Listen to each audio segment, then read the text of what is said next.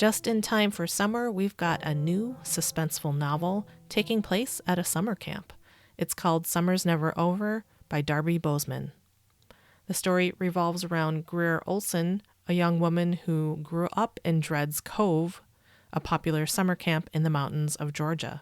But a devastating fire one summer and subsequent death of her friend left Greer shattered. She leaves, promising never to come back. But when her mother dies, Greer must return and face the truth of what happened that summer. Author Darby Bozeman had always wanted to write. She majored in English in college and went on to teaching English in middle school, where she became passionate about exploring the science behind narrative writing and story structure. We start our What We're Reading conversation with Darby describing her protagonist in Summer's Never Over. So Greer, she really was a interesting character to write, and I really loved getting to know her kind of through the course of the book and the writing process. And of course, it changed a lot. The original version I had of this book is completely different than what it is now, so I'll just say that.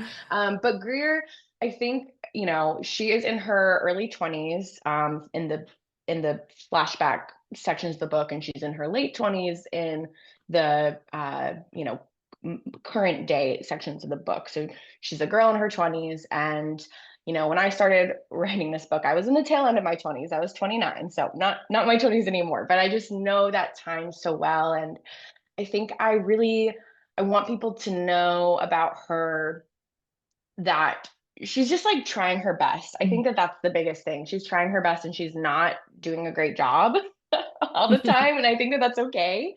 But I really enjoyed writing her because I think she has so many questions about what she wants for her life, particularly in the early chapters, the flashback chapters where she has just graduated college, and so many people for her whole life have told her what she is supposed to do. And I think that, she's an extreme example of that, but I also think that a lot of people, a lot of women feel that same pressure of like, everything I'm supposed to do is pretty clear, or I have, people have high expectations of me, my parents have high expectations of me, society, whatever it is.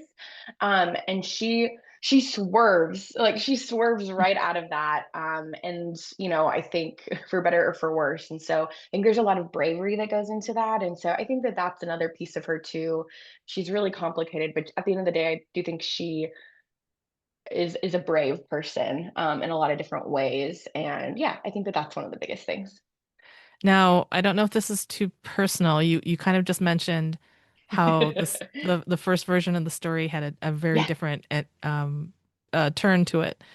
What went into making that change to something that you had originally had on a certain course? You know what I mean? Yes. Yeah. Good question. Well, when I was writing this book, I have to tell you, I was just basically like, do. Whatever's going to happen is going to happen, In kind of the writing world, we talk about like plotsters versus pantsters. When you're very have an intricate outline, or go by the seat of your pants. And that's very much what I did in this draft. And it was so fun and I found so much. But while I was querying this project, trying to get an agent, I had some good feedback, but a lot of people were like, hey, this isn't really a mystery. They're mostly just like these kids in their 20s talking about their feelings. And I was like, oh, okay, yeah, I guess that's not really a mystery. And so anyway, when I started working with my amazing agent, Hannah, she was like, hey, we gotta amp up some of this. And she helped me make a lot of decisions and change some things. The main villain in it was completely different originally. And Hmm. so we had a lot of fun twisting things around. And then when we sold the book and I got my editor, we made some changes as well. And I mean, it was a lot, and a lot moved around. But I think that this version of the book is so strong and I'm so proud of it. And so had to have it be all those other ways before it became this. Sure. So no regrets. Yeah. I'm very glad that it got to where it is. But yeah, it was a lot of writing and rewriting and rewriting. It makes sense. Like it doesn't Yeah. seem like this process should be super easy, right? Hmm. So, Summer's Never Over does take place at a summer camp, and it's called Dredd's Cove is the name of the Hmm. summer camp. You mentioned it's in the mountains of Georgia. Um, why did you want the story to take place at a summer camp? I really wanted to take place at a summer camp for a couple of reasons. Well, I met my husband at a summer camp when I was in college. So I just always thought it was a very romantic type of place, which sounds funny, but romantic in the sense of like anything can happen here. There's just like lots of opportunities, and loved, working at summer camps growing up and that kind of thing. But when I was writing the book, and the summer camp idea part of it really happened first for me, because I'm a big fan of dark academia type books. I love campus novels. But for me, obviously you can read a campus novel in the summer, but they've got very much that like fall, winter, Mm-hmm. moody kind of energy a lot Right. of the time. And so I was like, you know, what is the summer version of a campus novel where a lot of these, it's very insulated, everyone's together. It's kind of claustrophobic with how everyone's like, spending all this time together, and these relationships get really intense really fast. And summer camp just kind of kept coming up as an idea for me, and it just made so much sense. And like I said, I just kind of made it up as I went, but once we got to the camp, I was like, ooh, there's a lot of good juicy stuff here. You're listening to What We're Reading on KAXE. We're talking with Darby Bozeman. Her debut novel is a suspenseful story taking place at a summer camp in the remote mountains of Georgia. It's called Summer's Never Over. So, Darby, something I found really interesting about the setting is that I myself did not attend summer camp. But I think summer camps are so ingrained in our popular culture, like in Yes. movies and books like this and um, TV shows. So even without having have gone to a summer camp yourself, you kind of get the vibe of that. Yes. Well, and I think, yeah, to that point, I do think they're so popular. Like right after I sold this book was when The God of the Woods by Liz Moore had just come out, and it was like Okay. the biggest book of the summer. Yeah. And I was like, yeah, people want to read about things happening at summer camps. So it was a little even more validation of that. Yeah. Yeah, for sure. You mentioned something earlier that I want to kind of Yeah. circle back to, how you are really intrigued with the science of storytelling, the science of Yeah. narratives. That really made me see something in your book that I hadn't earlier.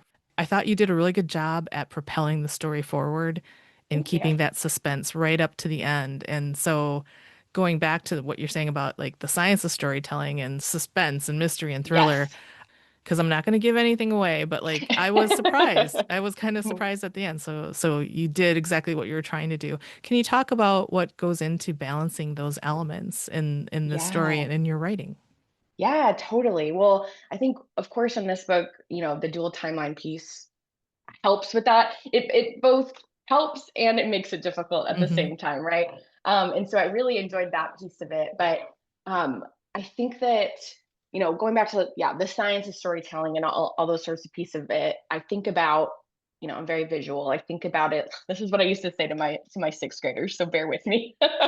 But we would think about a story as like a roller coaster, right? Where it would like start to go up, but it wouldn't just go like straight up and then straight down, right? There's a lot of like up, and then you're kind of like, I know they can't see this, but you're kind of dipping, and then you're going up again, but then you're dipping a little bit, and you're getting thrown off of balance a lot, right? So I think that's a really big piece of it that I wanted to have in this book. And for me, my favorite moments in books are when, kind of like what you're saying, right? Where you are so sure one thing's going to happen, and then your expectations are totally subverted. And, I tried to do that when I could in this novel, but I think that, yeah, that's a big piece of it, is subverting expectations. And, you think something really, really bad's about to happen.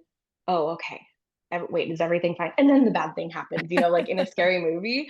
And so of course there aren't really like those kinds of jump scares in this book in that same sort of way. But I thought about that a lot, and I just think that building of tension, that creeping dread, that, oh gosh, I don't know what's going to happen at all times. And anytime I was reading a scene, or writing a scene rather, where I would start to feel a little bit uneasy, I was like, oh gosh, this is going to work really well, because I think people reading it are also going to feel uneasy. And that's what I want people to feel, at all times, this uneasiness. And I think that's what really contributes to that layer of tension. Darby Bozeman is the author of Summer's Never Over. This is a suspenseful and satisfying read, perfect for your summer reading list. It's What We're Reading. I'm Tammy Bobrowski.